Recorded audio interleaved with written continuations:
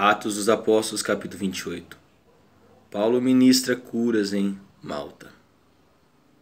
Estando a salvo em terra, soubemos que a ilha se chamava Malta. Nota JP 1. Malta era conhecida pelos gregos e romanos por Melita. Pertencia à província romana da Cilícia e ficava a cerca de 100 quilômetros ao sul dessa grande ilha. Os habitantes da ilha demonstraram impressionante bondade para conosco. Prepararam uma fogueira e receberam bem a todos nós, pois estava chovendo e fazia bastante frio. Nota JP 2. Literalmente, os povos da ilha são chamados pelo autor da narrativa de bárbaros, como aparece em versões antigas. Entretanto, não tinha um sentido discriminatório. Era apenas um costume grego denominar assim todos os povos que não falavam a língua grega. Eles não eram povos primitivos e selvagens, como a expressão em português pode dar a entender. Eram descendentes dos fenícios, um dos povos mais hábeis na navegação e construção de embarcações, mas que, assim como os gregos e judeus, haviam sido dominados pelo Império Romano. As chuvas e o frio eram incessantes no final do mês de outubro e início de novembro. Enquanto Paulo juntava um feixe de gravetos e os lançava ao fogo, uma víbora, espantada com o calor, agarrou-se à sua mão. Assim que os habitantes da ilha viram aquela cobra presa na mão de Paulo, comentaram uns com os outros: com toda certeza esse homem é um assassino, pois, tendo sido salvo do mar revolto, a justiça não lhe permitiu continuar vivendo. Nota JP 3.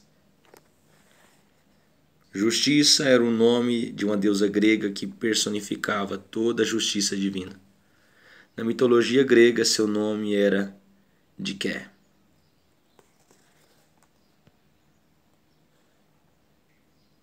Contudo, Paulo, sacudindo a cobra no fogo, não sofreu mal algum. Eles, porém, acreditavam que Paulo começasse a inchar ou que caísse morto de um momento para o outro. Mas, havendo esperado por muito tempo e observando que nada de anormal lhe acontecia, mudaram de opinião e passaram a exclamar que ele era um deus. Nota JP 4. Os habitantes da ilha sabiam que a mordida daquela cobra peçonhenta produzia morte quase instantânea. Lucas usa novamente um termo médico, inchaço, o qual só tem registro no Novo Testamento para descrever a possível reação inflamatória prognosticada pelo povo. Entretanto, mais uma vez, a palavra do Senhor se cumpre fielmente, Lucas 10, 19. E nenhum mal sobreveio a Paulo. Os pagãos, especialmente na antiguidade, tinham o hábito de atribuir divindade aos homens com muita facilidade. Muito diferente do rigor teológico dos judeus. Os habitantes de Listra já haviam tentado endeusar Paulo e Barnabé. Atos dos Apóstolos, capítulo 14, do versículo 11 ao versículo 18. Públio hospeda Paulo e os irmãos. Nos arredores daquele lugar havia uma grande propriedade que pertencia a Públio, o principal da ilha. Ele nos convidou a ficar em sua casa e por 3 dias generosamente nos recebeu e nos hospedou. Nota JP 5. Públio era um pronome romano, não sobrenome, e a maneira natural de como os habitantes da ilha tratavam o seu soberano. Lucas usou uma expressão rara, mas exata, para descrever o grau de autoridade máxima de Públio perante seu povo na ilha. A arqueologia confirmou séculos mais tarde que o título oficial do governador supremo de Malta era mesmo homem principal. Todavia seu pai estava muito enfermo, acamado e sofrendo com febre e disenteria. Paulo, então, foi-lhe fazer uma visita e, logo depois de orar, impôs-lhe as mãos e o curou.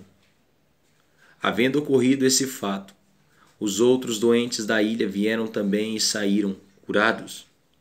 E eles nos prestaram muitas homenagens e honrarias e, quando estávamos prestes a embarcar, nos ofertaram todo o suprimento de que necessitávamos para a viagem. Paulo chega a Roma e é preso. Passados 3 meses, partimos em um navio de Alexandria que invernara na ilha, o qual tinha como marca a imagem dos deuses gêmeos, Castor e Pólux. Nota de rodapé 6. Devido ao inverno e às tempestades, tiveram que permanecer em Malta até o início da estação das navegações, o que ocorria no final do mês de fevereiro e início de março. Castor e Pólux eram chamados de filhos de Zeus, Deus, em grego, Dioscuroi, divindades que, segundo a crença pagã, protegiam os marinheiros contra as revoltas do mar e dos ventos. E, chegando ao porto de Siracusa, permanecemos ali por 3 dias. Nota de rodapé 7. Siracusa era a principal cidade liciliana. Situava-se na costa oriental da ilha marítima, um importante porto. De lá, costeando, chegamos a Régio. No dia seguinte, soprando os ventos sul, prosseguimos e conseguimos chegar a Puteoli no segundo dia. Nota de rodapé 8. Régio era um porto que ficava na cidade de mesmo nome, no litoral da Itália, próximo à extremidade sudoeste junto ao estreito que separa esse país da Sicília, defronte Messina. Puteoli é chamada atualmente de Pozzuoli e fica a cerca de 320 quilômetros de Régio. Estava localizada na parte norte da Baía de Nápoles e era considerada o principal porto de Roma, ainda que dela distasse cerca de 120 quilômetros. Sua população era cosmopolita e incluía romanos, judeus, árabes e cristãos. Ali encontraram alguns irmãos e fomos convidados a ficar com eles 7 dias. Depois disso, partimos para Roma. Nota de rodapé 9.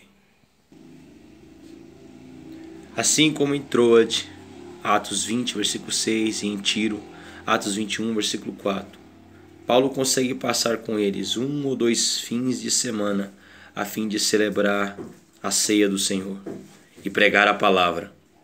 O centurião certamente consentiu com esse pedido de Paulo. Os irmãos daquela região haviam recebido notícias de que estávamos para chegar e vieram até a praça de Ápio e às 3 vendas para nos encontrar. Assim que os viu, Paulo deu graças a Deus e sentiu no seu interior grande encorajamento. Nota de rodapé 10. Paulo escreveu sua carta à igreja de Roma, em Roma, livro canônico que se segue, cerca de 3 anos antes. Conhecidos e crentes, discipulados por Paulo, também chegaram à cidade antes dele. Romanos capítulo 16. A praça de Ápio era uma pequena cidade localizada cerca de 70 quilômetros ao sul de Roma e muito conhecida por sua falta de temor a Deus e impiedade. 3 vendas ou 3 lojas era outra pequena cidade, mas dada ao comércio ficava a uns 55 quilômetros de Roma. Outros cristãos foram encontrar-se com Paulo ali. Quando chegamos a Roma, Paulo recebeu permissão para morar por conta própria, porém sob a vigilância e guarda de um soldado. Nota de rodapé 11. Lucas foi dirigido por Deus para revelar ao mundo de todas as épocas o avanço do Evangelho, desde Jerusalém até os confins da terra, como havia prometido o Senhor Jesus. Atos 1:8. Roma foi o ponto de chegada, uma vez que era a sede do mundo nos confins da terra, como havia prometido o Senhor Jesus. Atos 1:8. Roma foi o ponto de chegada, uma vez que era a sede do mundo na época e cidade onde viviam os representantes de muitas nacionalidades e raças de então. O evangelho, enfim, chegara aos confins e seguiria adiante a partir da cidade de Roma. Como Paulo não havia cometido nenhum crime flagrante, a lei romana lhe permitiu aguardar seu julgamento em liberdade vigiada, podendo alugar uma casa, mas ficando sob a custódia de um soldado que muitas vezes passava o dia acorrentado a ele. Efésios 6:20, Filipenses 1, do versículo 3 ao 17, Colossenses 4, do versículo 3 ao 18, Filemão, capítulo 1, do versículo 10 ao versículo 13. Paulo proclama Jesus em Roma. Depois de 3 dias, Paulo convocou os principais dentre os líderes judeus e, reunindo-se com eles, declarou-lhes: Caros irmãos, muito embora eu nada tenha feito contra o nosso povo, nem tampouco contra as tradições e costumes de nosso país, fui preso em Jerusalém e entregue aos líderes romanos. Nota de rodapé 12. O decreto do imperador Cláudio, Atos 18:2, já tinha perdido valor, e os líderes judeus haviam retornado a Roma. Paulo inicia seu discurso enfatizando sua consideração pelos irmãos de sangue, ainda que também fosse cidadão romano. A mesma expressão que usava para com os irmãos cristãos estabelecidos pelo sangue vicário de Cristo, Romanos 9:3. Paulo ainda buscava tenazmente levar a salvação até os judeus. Eles, depois de me interrogarem, decidiram me libertar, porquanto eu não era culpado de crime algum que merecesse a pena de morte. Entretanto, havendo os líderes judeus levantado protesto, fui obrigado a apelar para César, certamente não por ter qualquer acusação contra minha própria nação. Nota de rodapé 13. Paulo deixa bem claro que não apelou para César com o objetivo de denunciar ou acusar os dirigentes da nação de Israel. Por esse motivo vos convidei, para que eu pudesse ver e conversar convosco, porquanto é pela esperança de Israel que estou preso a estas correntes. Então eles lhe replicaram: Ora, não recebemos nenhuma carta da Judéia falando a teu respeito, nem ao menos veio até aqui irmão algum que relatasse ou se queixasse de qualquer mal contra ti. Ainda assim, gostaríamos de ouvir de ti mesmo o que pensas, pois sabemos que, por todo esse mundo, fala-se contra esta seita. Nota de rodapé 14. A palavra grega original para seita, aqui utilizada, tem um sentido de heresia. No caso, doutrina contrária ao que foi estabelecido pela liderança espiritual e teológica dos judeus. Os líderes de Roma estavam bem informados sobre as controvérsias em torno de Jesus ser ou não ser o Messias prometido. Entretanto, queria ouvir o próprio Paulo, que, como sempre, estava bem disposto a dar todas as explicações sobre o assunto. Paulo sabia que, mais cedo ou mais tarde, os líderes dos judeus em Jerusalém voltariam ao ataque. E ele queria aproveitar o tempo livre para evangelizar o maior número possível de judeus. E, tendo eles marcado um dia, um grupo ainda maior de interessados foi à reunião com Paulo em sua casa. Então, desde o início da manhã até o final da tarde, Paulo lhes deu todas as explicações e lhes testemunhou vivamente sobre o reino de Deus, buscando convencê-los a respeito de Jesus, embasando seus argumentos na lei de Moisés e nos profetas. Nota de rodapé 15. A expressão lei de Moisés e os profetas significa passar por todo o Antigo Testamento, reconhecido pelos mais prestigiosos e antigos judeus como livros canônicos inspirados por Deus e, portanto, dignos de toda confiança. Lucas 24, do versículo 27 ao 44. Paulo emprega todo o seu esforço e fé para corrigir um grave erro de interpretação da época.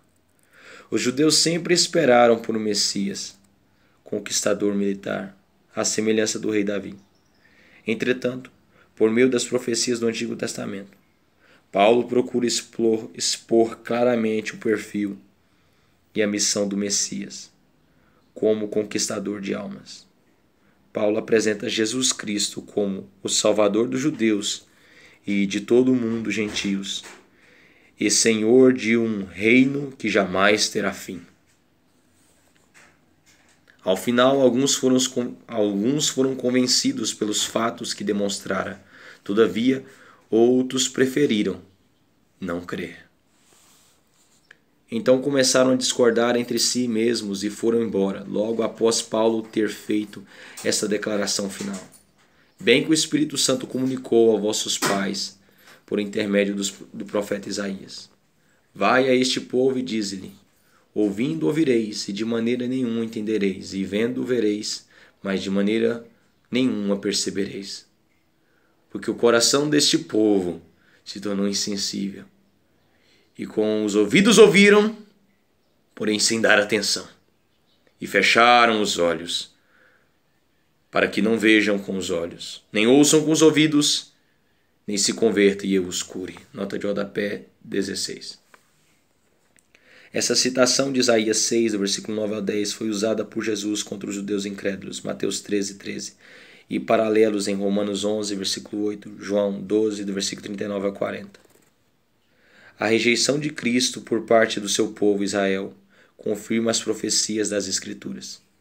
Entretanto, cabe aos cristãos empregarem esforços missionários com vistas à evangelização de judeus e árabes, bem como de todos os povos até os confins da terra. Sendo assim, quero que estejais perfeitamente cientes que esta salvação de Deus está sendo enviada aos gentios e eles a ouvirão. Então, logo depois de lhes admoestar dessa forma, os judeus se retiraram, debatendo acaloradamente entre si sobre o que ouviram.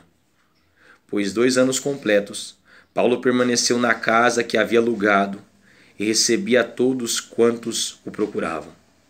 Pregava incansavelmente o reino de Deus e ensinava a respeito do Senhor Jesus Cristo com toda a liberdade, sem o mínimo impedimento. Nota de rodapé 17. A tradição da igreja registra que Paulo chegou a ser solto desse encarceramento. Paulo escreveu a várias igrejas com a expectativa de ser liberto a qualquer momento. Filipenses capítulo 2, versículo 24, Filemão capítulo 1, versículo 22. Muitos detalhes registrados nas cartas pastorais revelam que Paulo teve uma oportunidade de voltar à Ásia Menor, à Creta e à Grécia. A segunda epístola a Timóteo, por exemplo, fala de um ministério de Paulo não historiado no livro de Atos. E, por fim, alguns escritos tradicionais e respeitáveis da igreja, como as cartas de Clemente, cerca de 95 d.C., e o cânon muratoriano, cerca de 170 d.C., narram. Falam sobre Paulo em plena atividade ministerial na Espanha, antes de sua morte pelas mãos de Nero, cerca de 67 d.C. Paulo continua sendo um testemunho vivo para todos nós cristãos sinceros. 2 Timóteo capítulo 4, versículo 7.